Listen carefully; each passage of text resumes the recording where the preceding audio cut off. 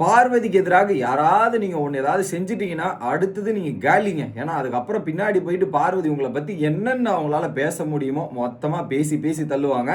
அதில் பல கண்டஸ்டன்ஸை பற்றி பல விதமாக பேசுகிறாங்க. அதுதான் ப்ரோமோ 3ல் வந்திருக்கு. அப்படி என்னெல்லாம் நடந்திருக்கு அப்படின்றத டீட்டெயிலாக பார்த்துருவோம். வணக்கம் மக்களே, நேஷனல் உச்சிலிருந்து உங்கள் மணிவண்ணன். சேனலுக்கு புதுசாக இருந்தீங்கன்னா சப்ஸ்கிரைப் பண்ணிடுங்க. வீடியோ பார்க்குற அனைத்து நபர்களும் மறக்காமல் லைக்கை போட்டுருங்க. நானும் சொல்கிறேன், ஆனால் பல பேர் லைக் போட மாட்டேங்கிறீங்க. லைக்கை போட்டுருங்க மக்களே, கண்டென்ட்டுக்குள்ளே போயிடலாம். ஸோ ஜெயிலில் 2 பேரும் போட்ட உடனே அவங்க 2 பேரோட காம்பினேஷனை பற்றி உங்களுக்கு தெரியும். அதில் வீடியோலாம் வைரலாக இருக்குது. ஆனால் இங்கே வேற மாதிரி ஒரு கருத்துக்கள் வந்துட்டுருக்கு. என்னென்னா, கலைக்கு எனக்கு பண்ணது ரொம்ப வருத்தமாக இருக்குடா அப்படின்ற மாதிரி காண்டா பேசுகிறாங்க. உண்மைதான். ஏன்னா கலை இத்தனை நாள் கூடவே இருந்து வாரம் 2வது வாரம்லாம் கூடவே இருந்துட்டு நிறைய விஷயங்கள் சொன்னாங்க. பார்வதியும் கேட்டு அவருக்காக இருந்தாங்க. கடைசியில் கலை குத்துவாங்கன்றது தான் எதிர்பார்க்காத ட்விஸ்ட்டு. சரி விடு, பேசாமல் குத்துனா கூட ஓகே.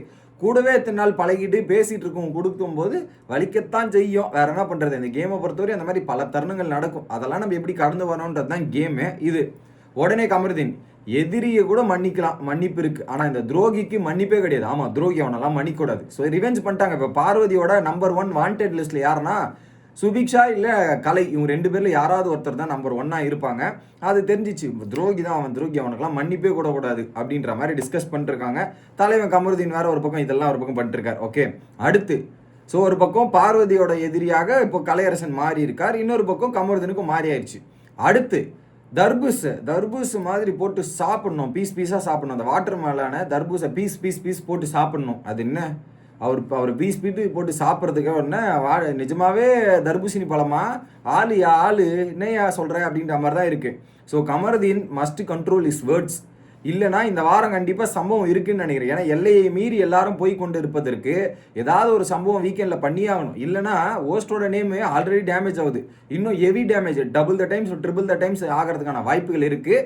ஏன்னா ஏகப்பட்ட சம்பவங்கள் இந்த வாரம் மட்டுமே நடந்திருக்கு, 1-2 இல்லை. அதுக்கப்புறம் துஷார் காலை போயிட்டு நக்கிட்டு இருக்காரு. இது என்ன பேச்சுன்னு எனக்கு தெரில. துஷார் காலை போய் நக்கிட்டு இருக்காரு. நேற்றும் வாட்டர் மெலான் இது மாதுளை நக்குவார். இந்த மாதிரி நிறைய வார்த்தைகள் கமருதீன் பேசுறதும் ரொம்ப தப்பாக இருக்குது. இதில் என்னென்னா துஷாருக்கு சப்போர்ட் பண்ணுறாரு. என்னென்னா இப்போ கமருதீன் எதுக்குறாரு, துஷாருக்கு சப்போர்ட் பண்ணி வீக்கெண்டில் அவர் அடிக்க போனா சார் அப்படின்ற பாயிண்ட் எல்லாம் அங்கே வச்சா தானே பேச முடியும். ஏன்னா அதில் ஒரு வருத்தம் இருக்குது.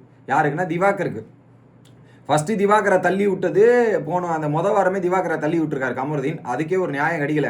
இப்போ 2வது துஷாரை வேற தள்ளி விட்டுருக்காரு. ஸோ எதிரி நம்ம 2 பேரும் ஒன்று சேர்ந்துருவோம், அவனை அட்டாக் பண்ணலான்ற கேட்டகரி தான். வீக்கெண்டில் 2 பேரும் பார்த்து பேசுவோம், நீயும் பேசு நானும் பேசுவோம், உனக்கு ஆதரவாக நானும் பேசுகிறேன், எனக்கு நடந்திருக்குன்ற மாதிரி ஒரு கூட்டணி தான் அப்படின்ற மாதிரி தான் அங்கே நடக்குது. இதில் குறிப்பாக 2 பேர் காலை நக்கிட்டு இருக்காருலாம் தேவையில்லாத ஸ்டேட்மெண்ட்டு. இதை வாயாலே கெடுவார். ஸோ சொந்த வாயிலே சூனியம் வச்சுப்பாங்கன்றாங்களே, அது கமருதீன் தான், வேறு யாருமே இல்லை. ஓகே, அவன் தான் மாஸ், பக்கா மாஸ் அப்படின்ற மாதிரி பார்வதி வேற ஒரு பக்கம்.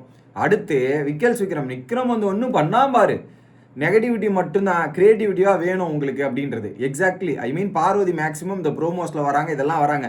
பட் அந்த வீட்டோட ஒரு வில்லி கேட்டகரியில் தான் பார்வதி இருக்காங்க. அதில் எந்த விதமான மாற்று கருத்தும் இல்லை.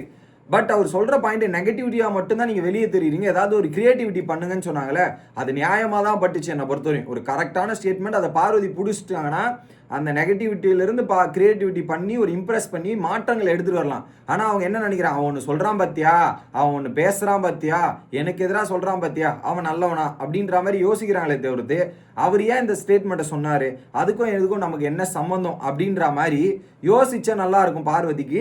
பட் ஒரே பாயிண்ட், இந்த ஒரு பாயிண்ட்லேயே பல மீனிங்ஸ் இருக்குது. அது பார்வதி புரிஞ்சுக்கணும், ஆனால் புரிஞ்சுக்க மாட்டாங்க. ஸோ அவங்க ஒரு ட்ராவலில் போகிறாங்க, அந்த ட்ராவலில் தான் இருக்க போகிறாங்க. ஆனால் அவங்களுக்கு இப்போ பண்ணுறதெல்லாம் அவங்களுக்கு பேக் ஃபேர் தான் ஆகும், ஆப்பு தான் வரப்போகுது அப்படின்றது தெரியுது.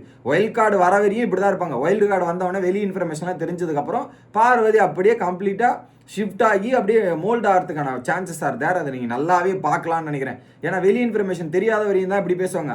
ஐயோ தெரிஞ்சிருச்சுன்னா நம்மளை வச்சு வெளுத்துட்டு இருக்கானுங்களா அப்படின்னு தெரிஞ்சதுக்கப்புறம் பல மாற்றங்கள் நடக்கலாம். அடுத்து இப்போ அவனுங்க என்ன பண்ண போகிறானுங்க அடுத்ததா, அதை மட்டும் எனக்கு தெரிஞ்சுக்கணும் என்ன பண்ணுறாங்க. எங்கள் வீட்டில் எல்லா நாளும் கார்த்திகைன்ற மாதிரி ப்ரோமோ முடிச்சிருக்காங்க. ஸோ இப்போ இந்த லிஸ்ட்டில் சொன்னல இது 3 பேர். ரம்யாவை பற்றி பேசினாங்க, சுபிக்ஷா பற்றி பேசினது நான் வீடியோலேயே சொல்லிட்டேன். சுபிக்ஷா அந்த ஒரு இதிலிருந்து வந்து இங்கே என்னெல்லாம் பண்ணுறா பற்றியா, இது அவள் அதை பயன்படுத்திக்கிறா அந்த கேமுக்காக. இப்படிலாம் மக்கள் வினராக்க மாட்டாங்க, இதெல்லாம் பண்ண மாட்டாங்கன்ற மாதிரி நிறைய டிஸ்கஷன் போச்சு. இதில் குறிப்பாக அரோரா மற்றும் பார்வதிக்குள்ளேயே ஒரு நிறைய டாபிக் போயிருக்கு போல. இதில் அரோரா ஒரு சரமாரியான கேள்விகள் தாக்கியிருக்காங்க. அதுக்கு பதில் சொல்ல முடியாமல், கரெக்டான ஆன்சர் பண்ண முடியாமல் ஒரு பக்கத்தில் வந்து பார்வதி தவித்ததாக சில தகவல்கள் வருகிறது. அந்த விஷுவல்ஸ் இன்னும் நான் பார்க்கல. ஏன்னா இன்னொரு பக்கம் அன்சீன் ப்ரோமோ வந்துச்சு இல்லையா, சபரி ஒரு நடுவராகவும், இன்னொரு பக்கம் வந்து பார்த்தீங்கன்னா ஆதிரி மற்றும் எஃப்ஜேக்குள்ள ஒரு பிரச்சனையை பேசி சால்வ் வைக்கிற மாதிரி ஒரு ப்ரோமோ அன்சீனில் வந்துட்டு இருந்தது. அதோட லைவ் செக்மெண்ட் இப்போ லைவ்ல நடந்துட்டு இருக்கு. ஸோ அதில் ஆதிரி பக்கம் தப்பவா இல்லை எஃப்ஜே பக்கம் தப்பா அப்படின்ற நிகழ்வுகள்லாம் பார்த்துட்டு உங்ககிட்ட டீட்டெயிலாக அட்ரஸ் பண்ணுறேன். அது வரையும் நீங்கள் சேனலோட இணைஞ்சிருங்க. Bye guys.